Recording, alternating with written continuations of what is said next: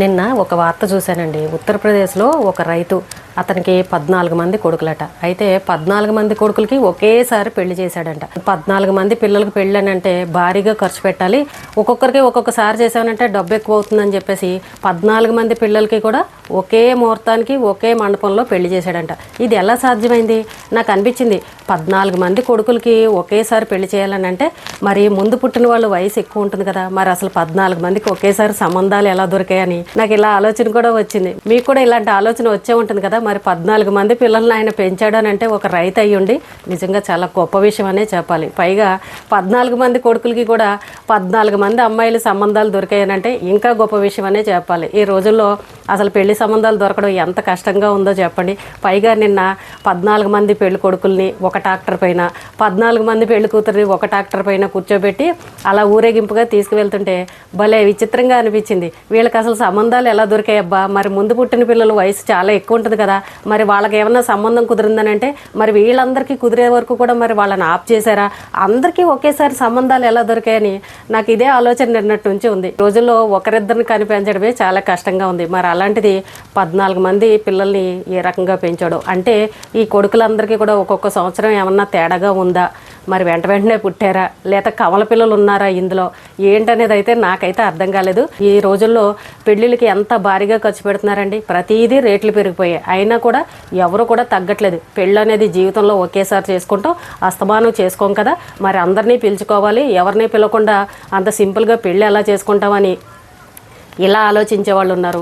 పెళ్ళంటే ఎంగేజ్మెంట్, ఫోటోషూట్లు, మళ్ళీ హెల్దీ ఫంక్షన్లు, సంగీతులు అని అంటూ ఇలా భారీగా డబ్బు ఖర్చు పెట్టడం మనం ఇప్పటికీ కూడా చూస్తున్నాం. కొంతమంది ఆడపిల్లల తల్లిదండ్రులు ఏం చెప్తున్నారని అంటే, మేమేమి గొప్ప కోసం ఏం ఖర్చు పెట్టట్లేదండి, అబ్బాయి వాళ్ళు కోరుకుంటారు ఇలా చేయాలని, మేము ఇంతమంది బంధువులు వస్తాం, మాకు పెళ్లి మండపం ఇంత డెకరేషన్లో ఉండాలి, ఇంత గ్రాండ్గా భోజనాలు పెట్టాలి, భోజనాల్లో ఇన్ని ఐటమ్స్ పెట్టాలని ఆ అబ్బాయి వాళ్ళు కోరుతారు. మరి వాళ్ళు అడిగినట్టు మరి మేము కూడా ఆ లాంఛనాలన్నీ చెయ్యాలి కాబట్టి, మర్యాదలు చెయ్యాలి కాబట్టి, పెళ్లి కొడుకు కోరిక మేరకు మరి ఇవన్నీ చేయకపోతే బాగోదు కాబట్టి మా దగ్గర డబ్బు లేకపోయినా అప్పులు తీసుకొచ్చి మరి ఆడపిల్లలకి పెళ్లిళ్ళు చేస్తున్నాం, మీరందరూనేమో మేము గొప్పగా ఖర్చు పెడుతున్నాం అని చెప్పేసి అనుకుంటారని చెప్పేసి కొంతమంది తల్లిదండ్రులు చెప్తారు. ఇంకొంతమంది ఏం చెప్తారో చెప్పినా, మన ఇంట్లో మొదటి పెళ్లి, మనం ఇప్పటి వరకు చాలా శుభకార్యాలకు వెళ్ళాం, అందరికీ కూడా చదివింపులు అవి పెట్టాము, మరి ఇప్పుడు మన ఇంట్లో పెళ్లి చేసుకుంటే మరి అందరూ వచ్చి చదివిస్తారు కదా, మరి దానికోసమైనా సరే మనం పిలవాలని చెప్పేసి కొంతమంది ఇలా ఆలోచించి పెళ్లి గ్రాండ్గా చేసేవాళ్ళు ఉంటారు. అంటే ఎక్కువ మంది బంధువులను పిలుస్తూ ఉంటారనమాట.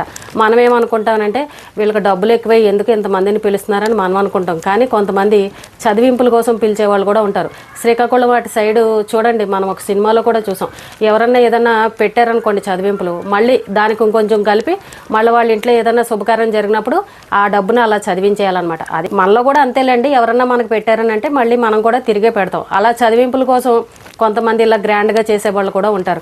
అలాగే మా ఇంట్లో మొదటి పెళ్ళి, ఒక్కడే అబ్బాయి ఒక్కతే అమ్మాయి, మరి గ్రాండ్గా చేసుకోకపోతే ఎలాగా, అందరినీ పిలుచుకోకపోతే ఎలా అని చెప్పేసి ఇలా అనుకుని చేసేవాళ్ళు కూడా ఉంటారు. ఏది ఏమైనా అప్పటి కాలం పెళ్ళిళ్ళకి ఇప్పటి కాలం పెళ్ళిళ్ళకి చాలా మార్పులు అయితే వచ్చాయి. ఇంతకుముందు కాలంలో అయితే ఇంటి ముందే పందిరేసి పెళ్ళిళ్ళు చేసేవాళ్ళు. ఎంతమంది జనం వచ్చినా సరే ఆ వీధిలో ఎవరో ఒకరిది ఇల్లు తీసుకొని విడిదికిచ్చి ఆ ఇంట్లో పెళ్లి కొడుకు వాళ్ళని వాడుకోమని చెప్పి పెళ్లి కార్యక్రమం అయితే చక్కగా అందంగా చేసేవాళ్ళు. కానీ ఇప్పుడు పెళ్ళంటే ముందు కళ్యాణ మండపాలు, హోటల్ రూమ్స్, బాగా ఏసీ గదులు, మళ్ళీ ఈ చుట్టాలందరూ తిరగడానికి కార్లు, అబ్బో ఒక రేంజ్లో లేదు. ఇప్పుడు పరిస్థితి అలా ఉంది.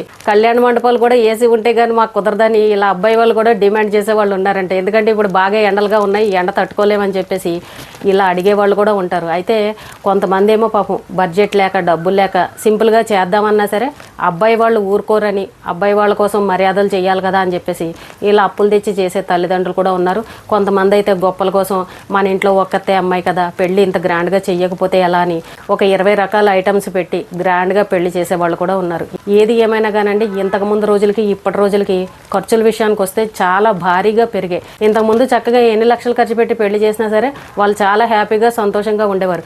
ఇప్పుడు ఎన్ని లక్షలు ఖర్చు పెట్టి పెళ్లి చేసినా సరే వాళ్ళ జీవితాలు ఏమవుతాయని ఇలా తల్లిదండ్రుల్లో భయం పట్టుకుంది. కాబట్టి ఇప్పుడు ఈ రైతు 14 మంది కొడుకులకి ఒకే ముహూర్తానికి పెళ్లి చేశాడని అంటే ఖర్చులు కలిసి వస్తాయని పెళ్లి చేశాడు. కానీ అసలు ఎలా సాధ్యమైందా అని ఇదే డౌట్ నా మనసులో అయితే ఉంది.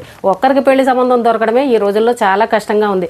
నానా తిప్పలో పడుతున్నాం, అందరికీ చెప్పి పెడుతున్నాం, అయినా సరే ఎక్కడా సంబంధాలు దొరకట్లేదు. కానీ 14 మంది కొడుకులకి చక్కగా చాలా సింపుల్గా ఒకే ముహూర్తానికి పెళ్లి చేయడం అని అంటే నిజంగా చాలా గొప్ప విషయమే. అసలు ఈ రైతు దగ్గర పాపం డబ్బులు లేక అలా సింపుల్గా చేశాడు. ఇప్పుడు మరి రైతుల పరిస్థితి ఎలా ఉందనంటే ఇప్పుడు జూలై నెల ఇప్పటి వరకు వర్షాలు లేవు.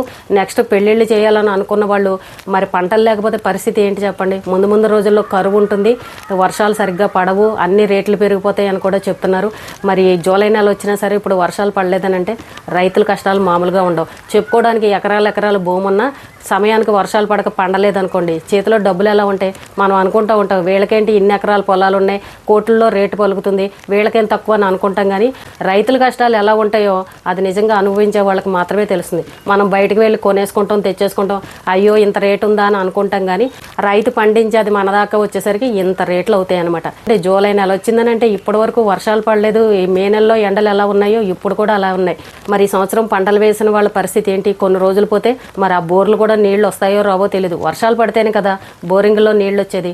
ఇప్పుడు వరకు చాలామంది బోర్ల మీదే నడిపించేసి మొత్తానికి నార్లన్నీ వేస్తున్నారు. మరి ముందన్నా వర్షాలు పడితే ఆ రైతులకి పాపం వేసినందుకు, పెట్టుబడి పెట్టినందుకు, వాళ్ళు పెట్టుబడి పెట్టిన దానికి లాభాలు వస్తే పాపం వాళ్ళ జీవితాలు బాగుంటాయి. ఇప్పుడు ఏ ఫంక్షన్ వచ్చినా సరే భారీగా చేసేస్తున్నారు. చిన్న పిల్లోడి పుట్టినరోజు ఫంక్షన్ అయినా సరే ఒక ఫంక్షన్ హాల్ తీసేసుకుని కేకులు కట్ చేసి వేలల్లో జనాలను పిలిచేసి గ్రాండ్గా ఫంక్షన్ చేస్తున్నారు. ఆ చిన్న పిల్లోడికి పుట్టినరోజు అంత అవసరమా చెప్పండి? ఆ పిల్లోడికి ఊహ తెలీదు, ఏమీ తెలీదు. అయినా సరే లక్షల్లో ఖర్చు పెట్టి గ్రాండ్గా ఫంక్షన్లు చేస్తున్నారు. అంటే కొంతమంది మేము చేసుకుంటే మీకేంటి బాధ, మా దగ్గర ఉందని ఇలా చెప్పుకునే వాళ్ళు ఉంటారు. కానీ కొన్ని మనం కూడా ఆలోచించి ఖర్చులు తగ్గించుకుంటే బాగుంటుందని అని అనిపిస్తుంది. ముందు రోజుల పరిస్థితులు ఎలా ఉంటాయో తెలీదు. ఇది అనవసరంగా ఖర్చు పెట్టే డబ్బు అంతా రేపు ఏమో పరిస్థితులు ఎలా ఉంటాయో మనం చెప్పలేం కదా. అన్ని రోజులు ఒకేలాగా ఉండవు కదా. కాబట్టి అనవసరమైన ఖర్చులు తగ్గించుకొని జీవితాలను గడుపుకుంటేనే బాగుంటుంది అనిపిస్తుంది. ఎందుకంటే ముందు రోజుల్లో గడ్డు కాలం వస్తుంది, అందరూ చాలా జాగ్రత్తగా వాడుకోండి ప్రతిదీ కూడా అని చెప్తున్నారు. ఎందుకంటే ఇప్పుడు వర్షాలు పడకపోయేసరికి మనకు కూడా అదే ఆలోచన వస్తుంది. వానలు లేకపోతే పంటలు ఎలా పండితే? ఇప్పుడు మన దగ్గర ఎంత డబ్బులు ఉన్నా సరే మార్కెట్లో ఆ వస్తువు దొరకలేదు అనుకోండి, డబ్బులు తినలేం కదా. ప్రతి ఒక్కరూ డబ్బులు జాగ్రత్తగా ఖర్చు పెట్టుకోండి. ముందు రోజుల్లో ఏది రేట్లు పెరిగినా సరే మనం కడుపు కాల్చుకోలేం కాబట్టి ఖచ్చితంగా కొనుక్కొని తినాలి. ఎవరైనా సరే పెళ్లిళ్ళు శుభకార్యాలు చేసుకునే వాళ్ళు ఎంత సింపుల్గా చేసుకుంటే అంత మంచిది అనిపిస్తుంది.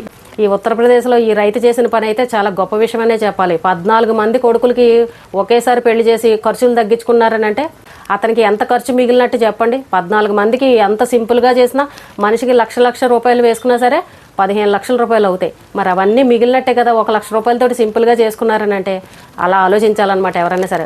మనం గొప్పలకు పోవడం, వాళ్ళేమనుకుంటారో వీళ్ళేమనుకుంటారో, వాళ్ళ ఇంట్లో వాళ్ళ పిల్లలకి ఇలా చేశారు, వీళ్ళ పిల్లలకి ఇలా చేశారని మనం ఊరికే గొప్పలకు పోయి చేసామనుకోండి, తర్వాత అప్పులు పాలయ్యి అవి తీర్చుకోలేక వడ్డీలు పెరిగిపోయి నానా ఇబ్బందులు పడే పరిస్థితి. కాబట్టి ఇక్కడ అబ్బాయిలు కూడా ఆలోచించుకోవాలి. ఎవరన్నా అమ్మాయి సంబంధం కుదిరిందనంటే వాళ్ళని డిమాండ్ చేయడం, మేము ఎంతమంది భోజనాలకు వస్తాం, మాకు నాన్ వెజ్లు వేసి భోజనాలు పెట్టాలి, పెళ్లి మండపం ఇంత డెకరేషన్ చేసి పెట్టాలి, ఫోటోషూట్లు ఉండాలి, భోజనాల్లో మాకు ఇన్ని ఐటమ్స్ పెట్టాలని ఇలా గొంతమ్మ కోరికలు మాత్రం కోరకండి. అమ్మాయి వాళ్ళు ఎంతలో చేస్తానంటే అంత సింపుల్గా చేసుకుని చక్కగా ఆనందంగా ఉండండి తప్ప అప్పులు చేసుకుని పెళ్లిళ్ళు చేసుకుని తర్వాత బాధపడే కంటే ముందే ఖర్చు పెట్టుకోకుండా జాగ్రత్తగా ఉంటే మంచిది కదా.